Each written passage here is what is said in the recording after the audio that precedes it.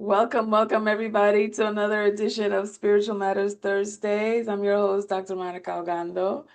I'm so excited to see you all here. Listen, so today we're going to be talking about who do you look up to spiritually and why? Uh, in today's day and age, it seems like the needle is always moving, the goalpost is always moving as far as who we say we are and who we aspire to be. And that's the question today. Who do you look up to spiritually and why? And so, part of the reason why this conversation matters is because um, for as long as human history has been documented, for as long as we can remember, and even in our own lived experience, the way that human beings learn and grow is primarily through modeling, right? And so when you think about where you learned certain habits, for example, certain ways of speaking, it was because of your exposure, right? Maybe your family spoke with a particular accent, or there were certain phrases that people said, or there was a culture that you were kind of born into, right? And so when you think about the things that you think, oh, that's just the way that I am. No, that is what you modeled, right? And when we start to become conscious of the things and the places and the gestures and the people that we are modeling, then we begin to think critically about, well, who do I look up to and who do I want to be and who do I want to become and where can I learn it from? There are certain dreams that you don't have access to because you haven't seen anybody do it, not because it's not possible. And when you see it possible, even if you don't have the talent or the resources, etc., because you have seen it possible, because you have seen it done, you have much more proximity to that possibility, to that dream, than you would if you had not. That's the power of modeling. That's the power of looking up to something.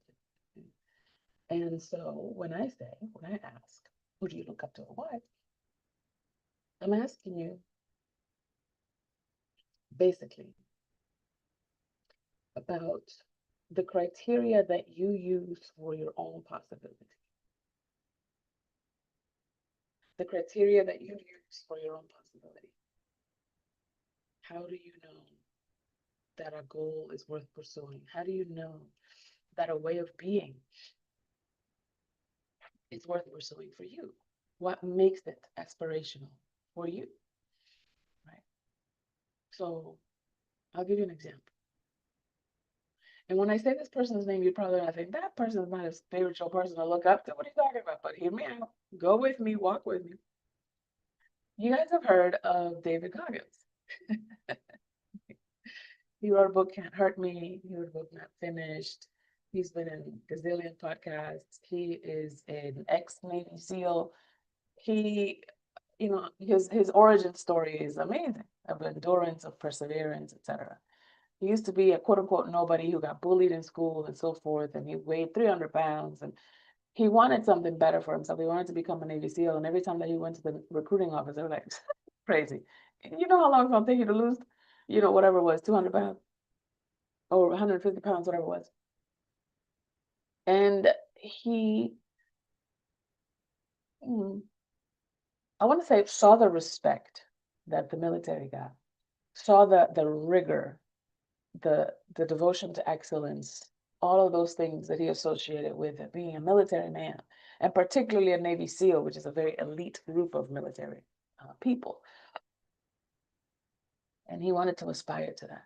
And he took himself through the paces of it, like a very strict diet, very strict exercise regimen, very strict personal habits, and so forth, until he finally did get in. He didn't get in the first time. He didn't get in the second time.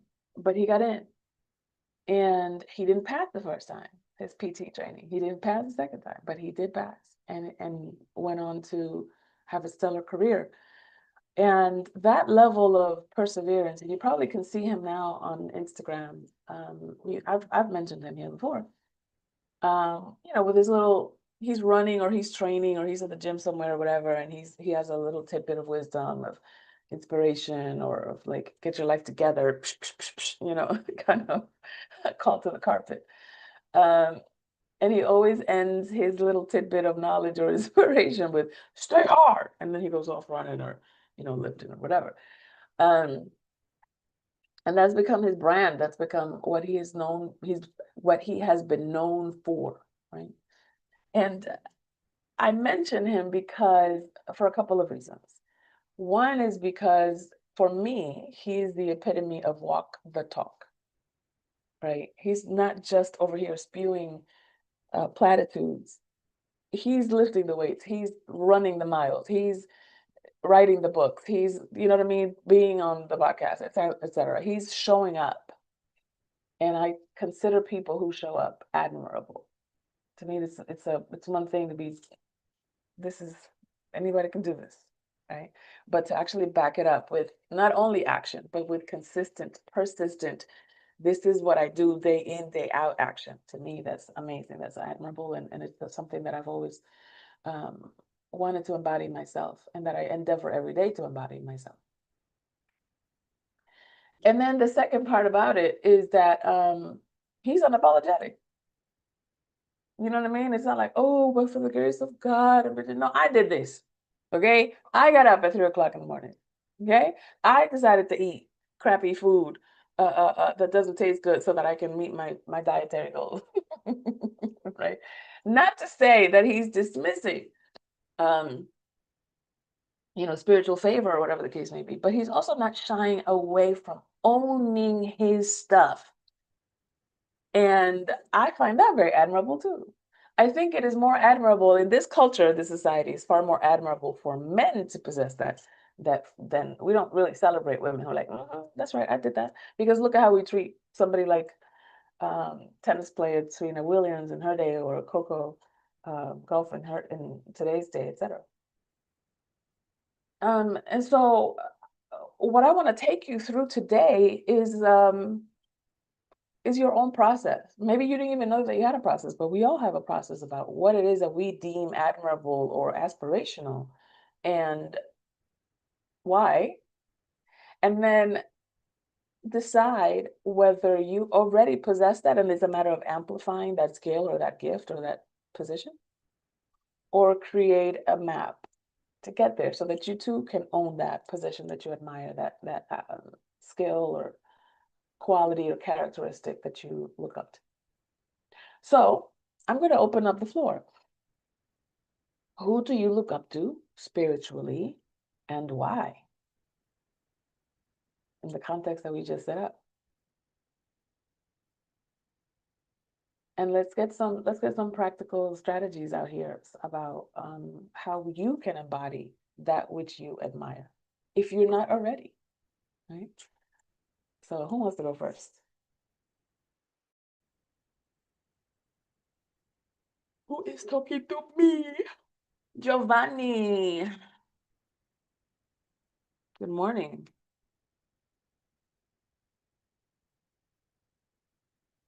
Good Hi. morning. Good morning. So, it's a difficult conversation for me. Really? Interesting. Yeah. Uh, the question, who do I admire spiritually, um, has me sort of, or has my brain sort of look at someone, and kind of put them in a pedestal. Mm-hmm. And and I think a way to ruin somebody is to put them in a pedestal. Right. If you want to ruin somebody's life, put them in a pedestal. Mm. So, so the way the way I am connecting to respond this question is there are aspects about people Mm-hmm. that expand my spirituality, not Mm. that I look up to them in the Okay. context of spirituality. Yeah. For example, the first person who expanded I want to say two or three. But the first person that expanded my capacity to discover the world of spirituality was Deepak Chopra. Mm-hmm. And I really liked at the time I really liked how he merged science with discovering my spirituality, discovering his spirituality as a doctor himself and a student of science for many years. The way he struggled to make the transition between um, his understanding of the body and also understanding the power of awe, the power of wonder, the power of being connected with the universe, and allowed me to expand myself. He's the first one that said to me, or not to me, but in my studying of him, that says, God must be a woman for humanity, cannot be a man. Men are gladiators. The highest expression of power is a man, and it's God right now. And right now, human beings see God as a man, and so we go to war and we fight, and we can't continue to see man as a woman. I mean, God as a man. We need to see God as a woman, and that was my first time where I saw that for myself. Like, for reals, wheels, I can no longer see God as a man. Huh. And so that expanded it for me. Then I want to say an atheist expanded my my spirituality, and it was Sam Harris. When I started to study Sam Harris, he was a world-renowned atheist, and he was like Yeah. super cool atheist, and the most intellectual Right. atheist in the Yeah. world. And he's a neuroscientist who spent 10 years in the mountains meditating. And when he came back, he said, this whole thing about fearing religion and we can't give an opinion about religion is wrong. And he Right. did this huge campaign about all the holes that most of the religions have. And I really got those holes for myself. I appreciated being atheist, and I even discovered myself being atheist. And then he made the transition into being a spiritual being more than an atheist or agnostic, if you will. Mm-hmm. So I want to point to those two. Okay, I want to do the last one. I'm sorry I hugged the microphone. This is the No last one. worries. Uh-huh. The last one is I like when Anthony Robbins says, and I really don't put him in a pedestal in so many ways, but I did like when he said, businesses is a spiritual sport Mm-hmm. because it's about giving value to others. And I started recognizing my business as my spiritual journey, and I love that. I love that about my life now. So anyway, I wanted to say those three things about your question. Thank you very much. And I love what you said about not pedestalizing people, because again, it's not and we know this here in the Daily Huddle, but maybe guests or people out in YouTube land perhaps don't know this, but that which you admire in other people is really a characteristic of yourself that you haven't fully seen or integrated. So they're really just mirroring back to you who you are as you as your own possibility. And of course, the other side of that coin is that whoever triggers you and pisses you off is also mirroring you, and you haven't integrated that either. It's just that that characteristic you don't like. What you admire, you like. What triggers you is something that you don't like. So thank you, Giovanni, for presencing that. Appreciate you. Yeah, thank you for creating this conversation. Absolutely. Sorrel, you've got something. Yeah, I'm discovering in this conversation, Monica, that my spiritual, the people that have fed me spiritually aren't Mm-hmm. spiritual at all. Mm-hmm. And Mm-hmm. I'm going to name them for what they've contributed to my life. The Okay. first one is the artist named Prince. Of course. No, well, he is very spiritual, but that's another sermon for another Sunday. Go on. So, through his music and his way of being in life, the way he carried himself and all of that, uh, I got for myself that there's nothing irreverent about being irreverent, Yeah. and that someone's path to spirituality, specifically my path to spirituality, is anchored in my willingness to claim and say how I want to be spiritual Yeah. without boundaries or guardrails Yeah. or books to tell me how to be spiritual. So Mhm. I love that. I'm grateful for that. And that's, and I'm like Giovanni. I don't want to put anyone on a pedestal. So it's not like I look up to Prince. And I want to acknowledge Prince for leaving me in life irreverent in my own way. Oh, I And love then that. and then there is the other end of the spectrum for me, another musician. Okay. And that is Sting. Hey, everything And is better. so so what I learned, what I got What from happened? Did we lose you? Sting, and no, I'm here. Can you hear me? I got you at Prince, and then you said Sting. Did we lose Yes, you? I What said, happened? I was about to say something else. yeah, Oh, there you go. I'm here. Can you hear Okay. me? Now I can. Yes. I Yeah, got what I got from Sting is that my spiritual life doesn't is not for my salvation. you. Say My more. spiritual life is for my contribution to humanity. Yes, And yes, yes, yes, yes, yes. so those are my two pillars. I love swinging between the two. And sometimes I pretend not to be irreverent, but I am. and I and like that word. sometimes I pretend to be good. I pretend not to be good, and I pretend to be good, and I'm irreverent. So that's my spiritual world. That's my go-to. If I'm feeling in some way unspiritual, I will put on either a Sprint song or a Sting song, and it's a Yes. bit irreverent to tell you my favorite Prince song, so I'll pause and stop right here. Is it scandalous? No, no. I mean, if we're gonna be irreverent, let's go all the way. What now? No, you got me. Purple What's your Rain. favorite Prince song? Purple Rain. Is it Purple Rain? I will DM you. That's Okay, okay, okay. my favorite song. Okay. Because we got a special Prince situation going on. Okay, I love it. Thank you. Sorrel, I love it. I love what you're saying about being irreverent because it flies in the face. People have some preconceived ideas about what it means to be God or godly or What is spiritual. irrelevant? How do you say that? Irreverent? Irreverent. What is that? Well, so some people have like reverence for, ooh, you gotta be like this in church, and you gotta be serious, and you gotta be da da da da. Right? Irreverent is completely the opposite. It's kind of like, ah, that's just my cousin. Right? So you don't have any formality about that relationship, etc. Right? So you can afford to be funny, or some people might think too casual with such a serious subject and so forth. Got it.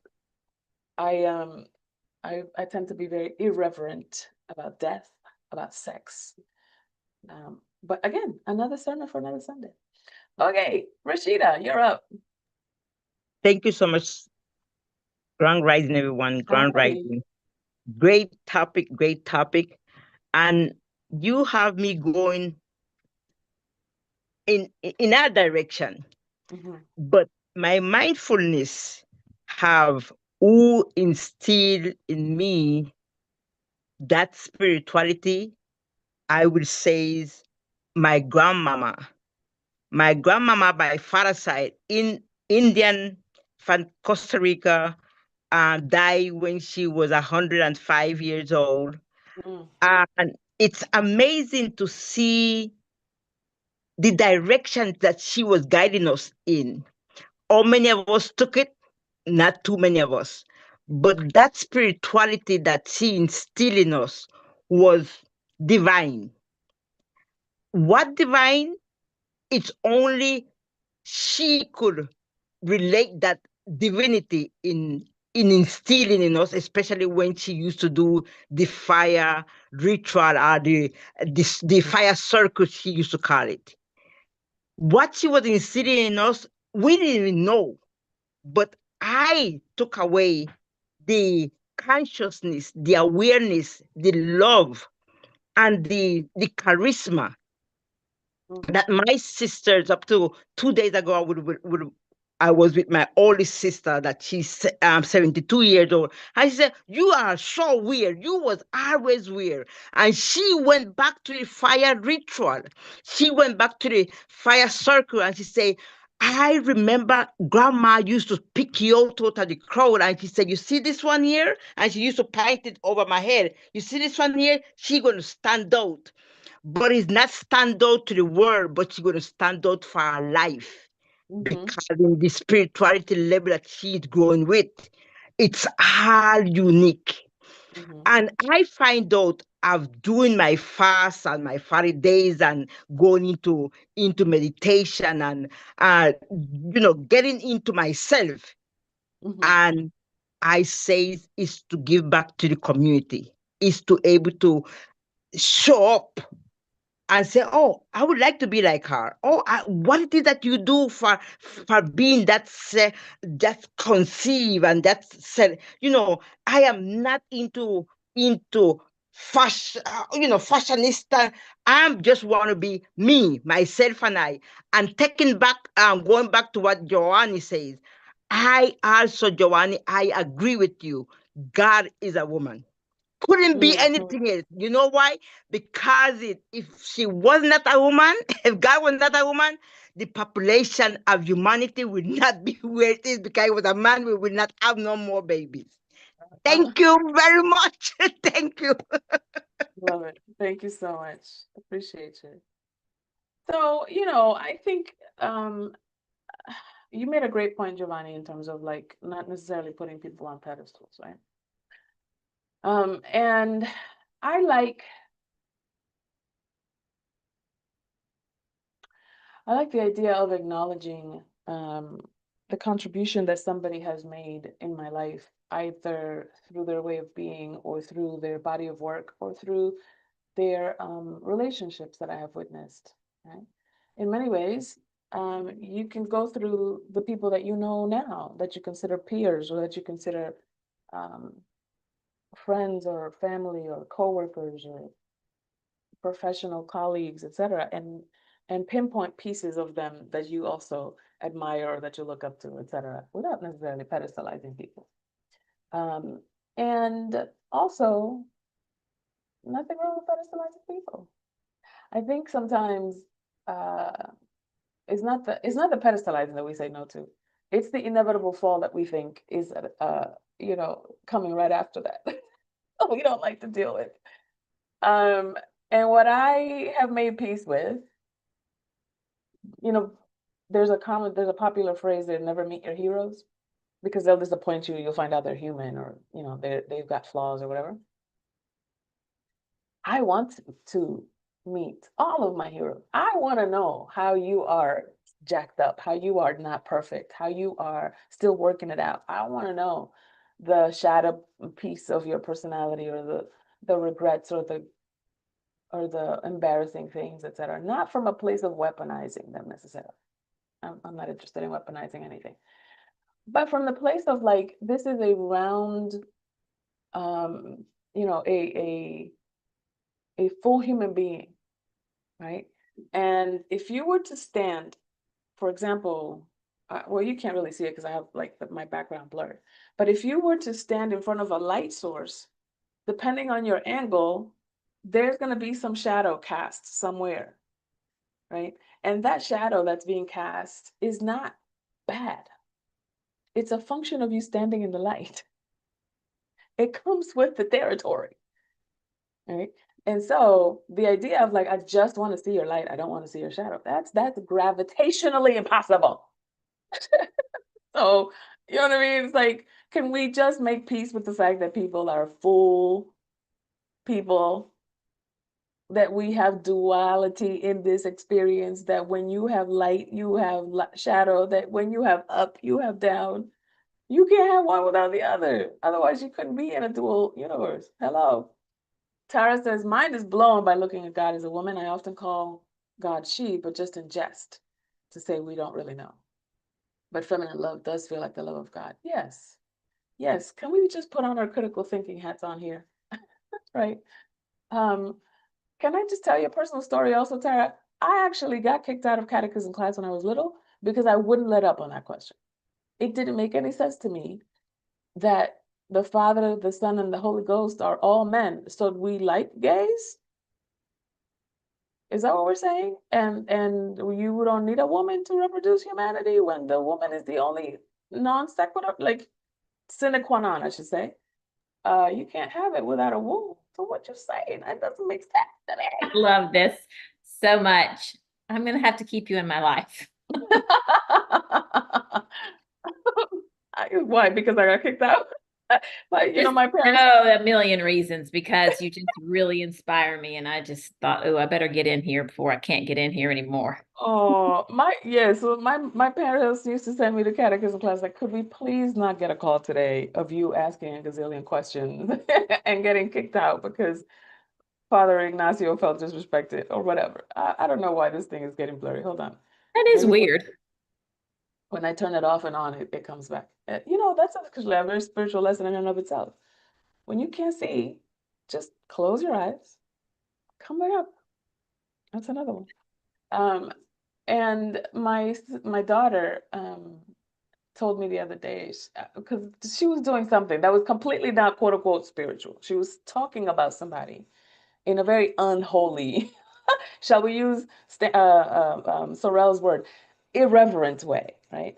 And I was turning it around. Everything that she said, I was turning it around about a spiritual lesson or about some level of invitation or whatever. She was like, Mama, everything you see is spiritual. Everything you see is some kind of lesson. Everything you see is some version of God or da da da da.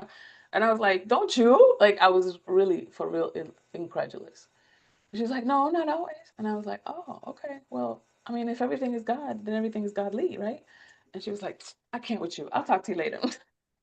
She really was committed to having this person be non-God and non-approved and non. She just wanted to vent, right? And I was like, okay, I got it. I didn't read the tea leaves. I got it. But I want to say this about um, somebody that you look up to and why spiritually and so forth. Um, not just the people that you look up to or the characteristics that you admire, such as the irreverence of Prince, or the charm or the insight of Sting, or the blending of science and spirituality of Deepak Chopra, or the willingness to evolve in your philosophy in public, such as Sam Harris. But these are things that reside in you. And the reason why you look up to them in somebody else is because that is the function of relationship. It is to point a mirror to yourself so that you can see the things about yourself that you cannot see. You've often heard me say, you cannot move your head fast enough to see your ears. You're going to need a reflective surface, a mirror of some sort, in order for you to see your own ears. You can't see your butt. You even if you turn around, you're going to have to turn around in front of a mirror so that you can look at your butt or your back or whatever, right? And so in the same way, the relationships that we have, the witnessing of another human being in their professional journey, creative journey, life journey, whatever the case may be, our witnessing is also a form of relationship to be with that person, whether they know your name or not. Prince never knew my name, but I know his. And so I encourage you to use your relationships and the ways in which people trigger you as a way to get to know the shadow side and the light side of your own beingness. Relationships are designed to get you to your own wholeness. And they do that by either reminding you of the highs that you can aspire to or the lows that you have yet to integrate into your own consciousness. So if you can just imagine the things that you don't like about yourself, the things that you feel guilty about or ashamed of or embarrassed by or whatever, if you can just imagine putting those things in the service of spirit, in the service of your highest possibility, right? Like one of the things that I have been accused of, I will neither confirm nor deny, but one of the things that I have been accused of is that when I get angry, I get condescending and petty. What? But can you imagine being condescending and petting in the service of spirit? Of pointing out people's absurdity, not to ridicule them, but to get them to think higher about themselves. That's, you know what I mean? That's what I'm saying. That's what I'm inviting you to. And so as you move through the day and as you move through the rest of your week, I want to remind you that yes, we are transitioning to a weekly huddle, not a daily huddle. And our last daily huddle will be June 20th, not tomorrow, but next Friday. And Giovanni was kind enough to put the link on the chat, and we'll put it in the comment notes as well, so that you can RSVP for our finale party. And of course, as always, laugh a lot, give of yourself, eat more plant-based foods, stress less, exercise more. Remember that your dancing is a spiritual exercise. Twerking is a Kundalini raising exercise. Get yourself at least 7 to 9 hours of sleep, and laugh a lot. I don't know if I mentioned that, but it merits double mention. And of course, audit your assumptions.